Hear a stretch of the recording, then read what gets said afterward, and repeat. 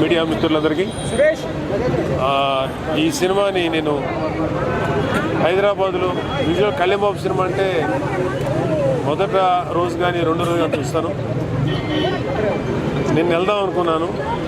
ఈలోపుగా ఇక్కడ వైజాగ్ వచ్చే ప్రోగ్రాం ఉంటే మా సందీప్ మీరు సినిమా ఇక్కడ చూస్తే బాగుంటుంది అనగానే హైదరాబాద్ చుట్టం మానేసి ఇక్కడ సంగం శరత్ థియేటర్లో ఆడుతుందని తెలిసి ఇక్కడికి వచ్చాను. సినిమా చాలా ఎగ్జైటింగ్గా ఉండాలి. నాకు తెలిసి సినిమా కథ నాకు కొంచెం చూచాయిగా తెలుసు. ఒక ధర్మం కోసం పోరాడినటువంటి ఒక సామాన్య మానవుడు, ఒక వీరుడి కథ ఇది. షూటింగ్కి నేను చాలాసార్లు వెళ్ళాను.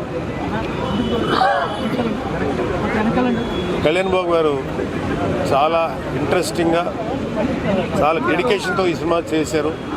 ఎందుకంటే షూటింగ్ చూస్తున్నప్పుడు ఒక ఆర్టిస్టు ఎంత డెడికేటెడ్గా చేస్తారో ఒక ప్రొడ్యూసర్గా నాకు అవగాహన ఉంది. రాజకీయాల్ని ఎంత డెడికేటెడ్గా, ఎంత నిబద్ధతతో చేస్తారో ఈ సినిమా షూటింగ్ కూడా అంత నిబద్ధతను చేస్తారు ఆయన సినిమాలు. సో అందులోనూ పవన్ కళ్యాణ్ గారిది ఫస్ట్ టైము పీరియాడిక్ బ్యాక్గ్రౌండ్ ఉన్నటువంటి ఒక ఫిక్షన్ స్టోరీ. అంటే భారతదేశాన్ని మొఘలాయలు పరిపాలించినప్పుడు ఔరంగజేబ్ భారతదేశాన్ని పరిపాలిస్తూ హిందువుగా నువ్వు ఉండాలంటే, లేదా జుట్టు పెంచుకోవాలంటే నీకు జిజియా పన్ను కట్టాలని, ఇలాగా ఎంతోమంది హిందువుల్ని చాలా టార్చర్కి గురి చేసినటువంటి రాజు. సో అతన్ని మా కాలేజీ చదివేటప్పుడు తెలుసు అతని గురించి, చదువుకునేవాళ్ళ హిస్టరీలో అతను ఎంత క్రూరుడైనటువంటి రాజు. మాకు అప్పుడే అనిపించేది ఎవరు ఇతని గురించి ఎవరు ఫైట్ చేయలేదని.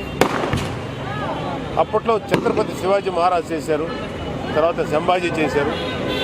కాకపోతే మనకి ఈ హరిహర వీరమల్లు అనే క్యారెక్టర్ ఫిక్షన్ క్యారెక్టర్ అయినా ఒరిజినల్ హిస్టారిక్ బ్యాక్గ్రౌండ్లో కాబట్టి డెఫినెట్గా చాలా ఎక్సైటింగ్గా ఉంది చూడాలని. అందులోనూ కోహినూర్ డైమండ్కి సంబంధించినటువంటి నేపథ్యం ఇది. Let me enjoy the movie.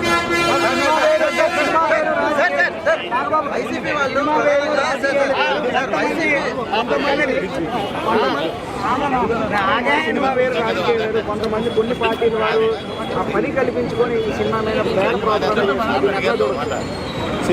ఒకసారి ప్రజల ఆదరణ పొందిన తర్వాత ఎవడు ఏం వాగినా, ఎవడు ఏం చేసినా దాన్ని ఎవడు ఆపలేడు. సో దాని గురించి మేము పట్టించుకోం. ఎందుకంటే మంచి సినిమా చేసాం, జనం చూస్తున్నారు, ప్రజల ఆదరణ పొందింది, అదే మా క్రైటీరియా. వైసీపీ గురించి మాట్లాడడం కూడా టైం వేస్ట్. Thank you.